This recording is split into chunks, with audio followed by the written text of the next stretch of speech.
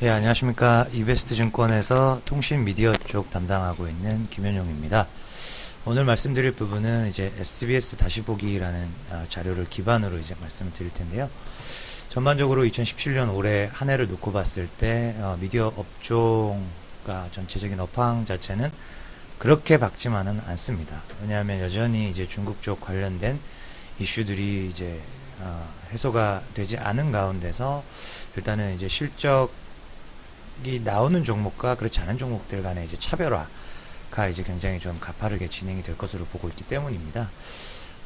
일단 기본적으로는 이제 사드 제재 이슈로부터 완전히 벗어날 수 있는 종목이거나 또는 이제 중국 쪽 비즈니스에 대한 그 노출도가 있다고 하더라도 실제로 중국 당국의 규제로부터 좀 벗어날 수 있는 비즈니스들, 예를 들면 이제 상영관 사업 같은 것들이 실제로 이제 콘텐츠나 엔터테인먼트를 중국 당국이 규제를 하더라도 실질적 피해가 좀 적은 업종에 해당합니다. 그래서 최근 이제 당사 리뷰에서도 말씀을 드렸던 것처럼 이제 CJ CGV 괜찮게 보고 있고요.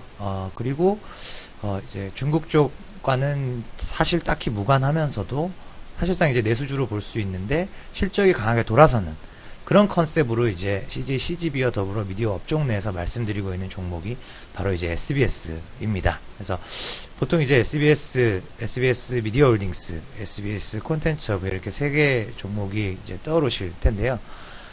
콘텐츠허브는 이제 난레이트이기 때문에 따로 언급을 드리지 않고 오늘은 SBS랑 SBS 미디어 홀딩스 이 두 종목을 중심으로 말씀을 드리도록 하겠습니다. 올라간 자료 보시면서 이제 편하게 들어주시면 될 것 같고요.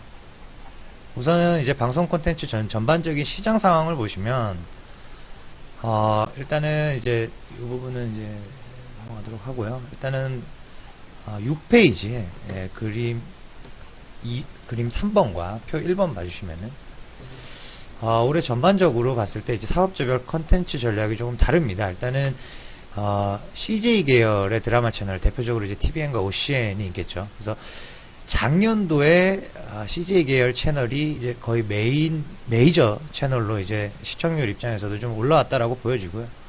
그림 3번 보시면은 통상적인 이제 탑10 드라마에서 2016년 작년 기준으로 탑10 드라마에서 TVN의 도깨비가 평균 시청률이 10%를 넘어섰고요.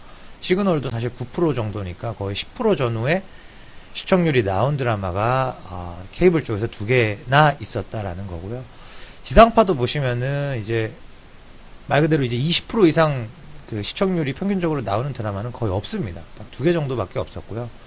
탑 20위권 드라마 안에서 대부분 다 10%대 시청률이고 10% 이상도 사실은 한 12개 정도 밖에 안 되는데 그 안에 이제 케이블이 한 2개 정도 이제 자리를 하고 있고 나머지 이제 지상파들이 여전히 이제 포진을 해 있는 상황인데요. 보시면은 이제 여기 탑10 도깨비까지 안에 탑10인데 SBS가 여기 보시면 김사부, 닥터스, 푸른바다 전설 이렇게 3개가 들어 있습니다. 근데 이 중에 보시면은 낭만닥터 김사부랑 푸른바다 전설이 11월 이후에 나온 드라마고요. 닥터스가 이제 10월 이전, 즉 바꿔 말하면 SBS가 2016년도에 사실 성적이 그렇게 좋지는 않았어요.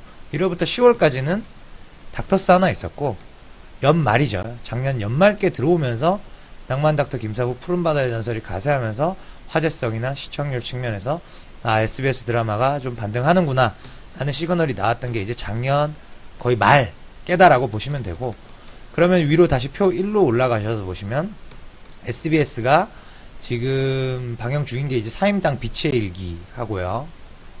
그 다음에 여기 보시면 피고인이 있습니다. 그래서 일단은 절대적인 시청률 측면이나 화제성 측면에서 사실 피고인이 굉장히 요즘 좀 핫한 드라마라고 보시면 될 것 같은데, 요는 뭐냐면 SBS의 컨텐츠 경쟁력이 작년 11월, 12월, 지금 1월, 2월 좀 그러니까 연속성 있게 좀 이어지고 있는 상황이다. 그래서 올해 연간으로 놓고 봤을 때 작년보다는 확실히 좀 개선되는 시그널이 보일 거다라는 게 제가 드리고 싶은 말씀이고요. 다음 이제 7페이지에 그림 4번 쪽 넘어가 보시면 OTT 뭐 이렇게 얘기는 많이 들어보셨을 것 같아요. 지금 오버 더 탑의 약자고요. 뭐 간략하게 말씀드리면 이제 인터넷 동영상 스트리밍 서비스라고 보시면 됩니다. 근데 이제 미국 같은 경우에는 전체 온라인 부가판권, 즉 온라인으로 영화나 드라마를 보는 시장에서 이미 80% 이상이 OTT입니다. 잘 아시는 넷플릭스나 훌루 같은 OTT 서비스 업체들이 시장의 대부분을 장악하고 있고요. 여러분들이, 그러니까 보통 일반적으로 한국 분들이 훨씬 더 친숙한 게 IPTV나 디지털 케이블을 통해서 TV라는 그 셋탑을 통해서 이제 VOD를 시청하는, 즉 고정형 기기죠. 이쪽에서 시청하는 비중은 사실 미국 같은 경우는 아직 이제는 20%밖에 안 돼요. 그만큼 이제 온라인 중에서도 모바일로 상당 부분 시장이 넘어왔는데, 한국 같은 경우는 아직은 반대입니다. 예, 그래서 IPTV나 디지털 케이블 쪽이 뭐 7할, 8할 정도의 시장을 차지하고 있고요. 잘 아시는 이제 이런 티빙이나 푹, 그 다음에 넷플릭스가 좀 더 친숙하시겠네요. 그림 5번 보시면 티빙, 푹, 넷플릭스 같은 OTT를 통해서 영화나 드라마의 컨텐츠를 소비하는 비중은 아직은 굉장히 마이너합니다. 2할, 3할 정도밖에 안 되는 시장인데, 그럼에도 불구하고 성장률 자체는 2016년도에도 거의 50% 이상 성장을 했다라는 거죠. 그래서 연평균으로 30-40%씩 매해 성장하고 있는 쪽이 이쪽 인터넷 동영상 스트리밍 시장이고, 여기에 관련해서도 보시면 푹이 SBS의 지분법 피투자 회사입니다. 그리고 티빙은 뭐 잘 아시는 것처럼 이제 CJ 계열이고요. 그다음에 그 넷플릭스 같은 회사들이 이제 국내에 이미 진출한 지가 이제 1년이 넘어가고 있는 상황이기 때문에 전반적으로 OTT 시장 쪽 굉장히 가파르게 성장을 할 수밖에 없다라고 보고 있고, 그렇게 봤을 때 유료 가입자 수 기준 1위가 푹입니다. 이 푹을 지분법으로 들고 있는 회사가 이제 SBS가 되겠고요. 그래서 뭐 단기적으로 실적에 반영되거나 의미 있는 숫자가 찍히거나 그러진 않겠지만, 조금 중장기적으로 보시면은 분명히 OTT 시장의 파급력 굉장히 크다라고 보셔야 될 것 같고요. 2016년 기준으로 그림 4번에서 보시면 약 5천억 시장 정도 이제 막 형성을 하고 있는 상황인데요. 글로벌 시장이 30조 원 이상으로 예측이 되고 있는 상황입니다. 굉장히 어마어마한 시장이다라고 보시면 될 것 같습니다. 그래서 이제 본론으로 들어가기 전에 이제 광고 쪽 얘기를 말씀을 안 드릴 수가 없는데요. 왜냐하면 이제 SBS 매출의 65% 정도, 3분의 2가 이제 광고 쪽에서 나옵니다. 근데 많이 들으셨겠지만 지금 이제 국내 광고 시장은 내수 경기와 거의 직결이 되는데, 내수 경기가 뭐 아쉽게도 계속 침체가 이어지고 있고, 전반적인 광고 시장의 성장 자체가 여기 2016년, 17년 보시면 아시겠지만 거의 제로 성장 전후를 오가고 있습니다. 그래서 광고 경기가 굉장히 침체되어 있는 가운데 그 전체 10조 정도 되는 시장 안에서의 구성 내역을 보시면 가장 큰 두 개의 카테고리가 방송 광고 약 4조고요. 온라인 광고 약 4조입니다. 보시면은 그 두 개 합해서 거의 8조인데, 온라인 광고는 지난 한 6년 동안 거의 더블이 났고요. 반면 근데 방송 광고, SBS한테 중요한 건 이 방송 광고 쪽입니다. 방송 광고는 시장이 정체되어 있다는 거죠.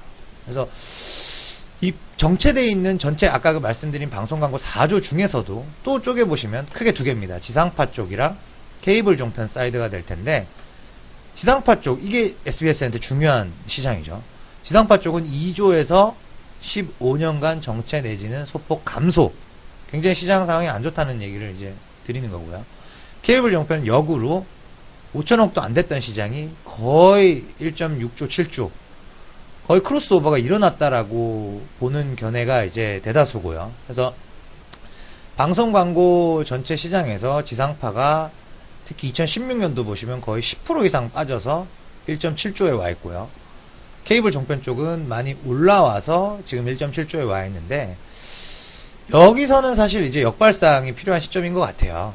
지상파 방송 광고는 바닥을 이제 찾아가는 과정이라고 보셔야 될 것 같고, 케이블 종편 방송 광고 시장은 그로스가 이제 둔화되지 않을까라고 생각을 하셔야 될 것 같다는 거죠. 왜냐면은 지상파 방송 광고가 지난 15년 동안 계속 핸디캡 매치를 해왔습니다.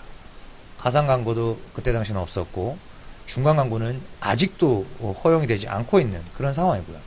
케이블 종편 쪽은 당연히 그런 규제 없이 사실 중간 광고 단가가 굉장히 세거든요. 그래서 그런 부분들에 대한 비대칭적 규제가 과연 앞으로도 계속 계속된다고 보는 게 맞는지, 아니면 그런 이제 비정상적이었던 그런 핸디캡성 그런 규제를 풀어주는 방향으로 가는 게 합리적일지에 대한 이제 판단을 내려본다면, 저는 이제 이번 뭐 이제 올해 안으로는 어떤 식으로든 이제 대선이 치러질 거고, 그러면 이제 결국은 다음 정권에서는 이러한 부분들, 지상파 중간 광고 허용 이슈가 공론화될 가능성이 충분하다라고 보고 있기 때문에, 지상파 쪽은 오히려 바닥을 찾는 과정, 그리고 케이블 종편 쪽은 성장은 계속 하겠지만 과연 상대적인 그로스가 지금까지처럼 가파른 상태가 유지될 수 있겠느냐, 여기에 대한 의심, 이런 쪽으로 당사는 이제 예상을 하고 있습니다. 그래서 저는 이제 지금 타이밍에서 이제 SBS를 말씀을 드리는 거고요. 종목적으로 넘어가서 개별적인 이슈들을 조금 더 짚어드리면, 그림 15번 SBS 미디어 그룹의 지배구조도를 보시면서 간략하게 말씀을 드릴 텐데요. 일단은 SBS 2017년도의 실적, 제가 예상하는 실적은 이렇습니다. 영업수익은 8,260억, 영업이익은 전년 동기 대비, 그러니까 전년 대비로 한 400억 원 이상의 증익을 보고 있는데요. 사실 이렇게 강한 증익을 보는 근거는 세 가지로 요약이 되는데요. 첫 번째는 여기 보시는 바와 같이 글로벌 스포츠 이벤트의 부재, 두 번째는 제작비 효율화, 세 번째는 재송신 수수료 인상. 차례대로 말씀을 간략하게 드리면요, SBS의 실적은 그러니까 매년 짝수의 글로벌 스포츠가 있었을 때 공교롭게도 안 좋았어요. 2016년도 적자였고요. 2014년도에도 여기 밑에 그림 16번을 보시면 14년도에도 적자, 16년도에도 적자였습니다. 그럼 반대로 15년과 13년은 강한 흑자가 나왔어요. 그러니까 이 말을 이제 요약을 해드리자면, 통상적으로 SBS는 한 연간 200억 원에서 300억 원 정도의 영업 흑자를 볼 수 있는 펀더멘탈이 있는데, 글로벌 스포츠 이벤트가 크게 흥행에 실패했을 경우, 흥행에 아주 참패했을 경우에는 거기서 한 뭐 300억 이상의 적자를 봤다라는 거죠. 그래서 전체로는 적자로 돌아선 그런 그림이 되는데, 보시면은 공교롭게도 이제 리우, 또 여기도 브라질이 있네요. 그래서 남미나 북미 쪽에서, 여기도 보시면 밴쿠버 북미 쪽 대회일 때 적자가 났습니다. 남미나 북미 쪽 대회가 안 좋은 이유는 시차가 거의 정반대여서 그렇고요. 그러니까 글로벌 스포츠 이벤트의 흥행을 좌지우지하는 요소가 딱 두 가지 정도로 요약이 되는데, 하나가 시차, 중계에 유리한 시차냐 아니냐, 상당히 중요한 변수고요. 또 하나는 이거보다 더 중요한 건 대회 초기에, 대회 초반에 한국팀의 그 성적이죠. 그래서 이게 사실은 광고를 좌우하는 핵심 변수거든요. 그렇게 본다면 런던, 유럽 쪽에서 열렸던 올림픽은 나쁘지 않았다라는 거죠. 그럼 2017년 올해는 일단은 그런 대회 자체가 없기 때문에 펀더멘탈 정도의 실적이 나와준다, 즉 흑자가 나온다라는 말씀을 드리고 싶고, 2018년, 그럼 내년도 짝수에 또 글로벌 스포츠 이벤트로 불안에 떨어야 되느냐? 최소한 14년, 16년 같은 그림은 안 나올 것 같아요. 왜냐면 2018년도에는 러시아에서 월드컵이 있습니다. 러시아는 아시는 것처럼 유럽 쪽 시차를 따릅니다. 거의 시차는 유럽권이에요, 모스크바가. 러시아에서 열리는 월드컵과 잘 아시는 평창 올림픽, 한국에서 올림픽이 열립니다. 그렇기 때문에 16년, 14년 같은 그런 적자 우려, 사실 굉장히 제한적이다라고 보고 있고, 그래서 일단 그 부분이 이제 올해 턴어라운드의 가장 큰 부분이고요. 두 번째는 제작비, 컨텐츠 제작 비용을 사실 2016년도 작년에 많이 썼어요. 또 올해는 두 번째 단락에서 보시는 것처럼 전년 동기 대비 10% 이상은 최소한 감축을 목표로 하고 있다라는 거죠. 금액으로 보면 300억 원 이상 제작비 절감을 하겠다라는 거고요. 당연히 이익단에 반영이 상당 부분 될 수밖에 없습니다. 마지막으로 재송신 수수료 인상, 요거는 이제 작년 말에 협상이 끝났던 부분이고요. 재송신 수수료는 뭐 알기 쉽게 말씀을 드리자면, 케이블 채널과 IPTV에서 대부분 구독을 하실 겁니다. 틀면은 지상파가 바로 나오지 않습니까? 5번, 7번, 9번에서. 그거에 대한 대가로 케이블사, 예를 들면 CJ 헬로비전입니다. 그리고 IPTV 회사들, 통신 3사가 되겠죠. 이 회사들이 SBS, MBC, KBS에 돈을 줍니다. 그게 재송신 수수료고요. 그거를 이제 작년 말에 인상을 해서 그게 이제 소급 반영이 되면서 작년 4분기에 어닝 서프라이즈가 나왔던 거고요. 당연히 올해 2017년 연간으로 쭉 인상된 재송신 수수료가 실적에 반영이 된다라는 거죠. 그래서 이 세 가지 부분 때문에 SBS는 올해 연간으로 강한 실적 턴어라운드가 예상이 되고, 그 예상, 그러니까 저희 당사가 전망하는 실적을 달성할 확률 자체도 굉장히 높다라는 부분을 이제 말씀드리고 싶습니다. 그래서 18페이지에 차트 하나 잠깐 말씀드리고 싶은데요. 그림 21번 18페이지에 그림 21번 차트를 보시면 이게 PBR 밴드 차트인데, 보시면은 2014년 말 2014년도 짝수에 실적 안 좋았다고 말씀드렸고요. 그 정도에 준하는 것만큼 지금 이제 밸류에이션으로는 바닥을 친 상황에서 반등은 전혀 나오지 않고 있는 이런 상황인데, 보시면은 이 5년 동안의 시계열 안에서 주가가 됐었던 때가 13년 상반기 그리고 15년 상반기, 요 두 구간밖에 없었네요, 보니까. 그래서 이 13년 상반기와 15년 상반기가 전년도 짝수의 적자 대비 강한 실적 턴어라운드, 그리고 통상적인 방송 광고 경기의 성수기 시즌이 2분기입니다. 그래서 2분기 실적 시즌이 가시화되는 전후, 요때 단기적으로 모멘텀은 피크아웃을 하고 전년 말 또는 그해 13년이나 15년 초 대비 한 30% 이상 반등이 나왔었다라는 측면에서 본다면, 2017년도에도 사실 15년, 13년 대비 달라지거나 나빠진 부분은 거의 없다라고 판단을 하고 있기 때문에 지금 이제 SBS 접근하기 괜찮은 구간이다. 저희 당사에서는 이제 매수 추천을 드리고 있는 상황이고요.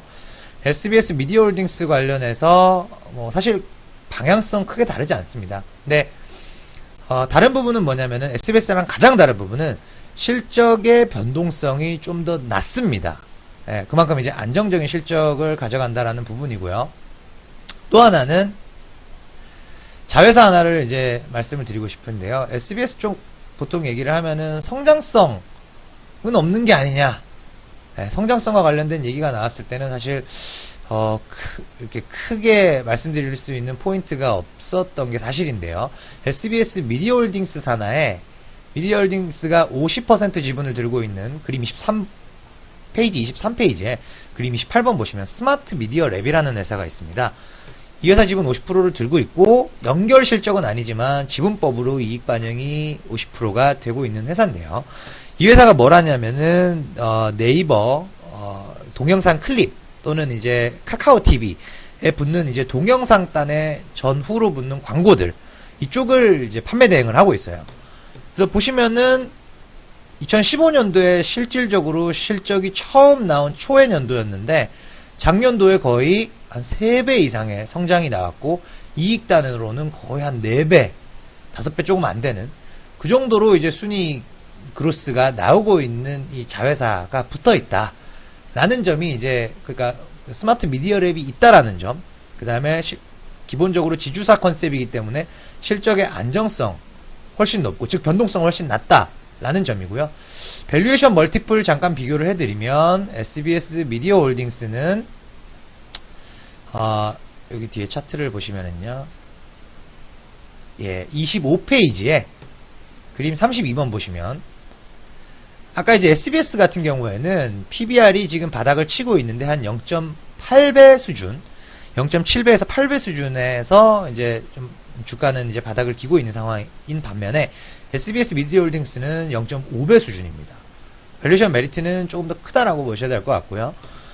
퍼 기준으로 보더라도 지금 SBS 미디어홀딩스가 예상 퍼 기준으로 14배, 그 다음에 SBS는 예상 퍼 기준으로 15배. 그래서 두 회사 모두 이제 10배 중반 수준이라고 보면은 미디어 동종 업종 내에서는 상당히 밸류에이션 메리트가 있다라고 보시는 게 맞을 것 같습니다. 그래서 SBS와 SBS 미디어홀딩스가 지금 바닥을 기는 구간에서는 매력적으로 접근을 할 수 있는 상황이다 라고 해서 당사가 이제 SBS랑 SBS 미디어홀딩스 두 종목을 현 시점에서도 지금 매수 추천을 드리고 있는 상황입니다. 그래서 제가 PT 드리고 싶은 말씀은 대부분 다 드린 것 같고요. 종목에서 뭐 SBS나 SBS 미디어홀딩스뿐 아니라 저희 당사에서 커버하는 미디어 종목들 중에 이제 Q&A가 있으시면 편하게 질문을 주시면 되겠습니다. 들어주셔서 감사합니다.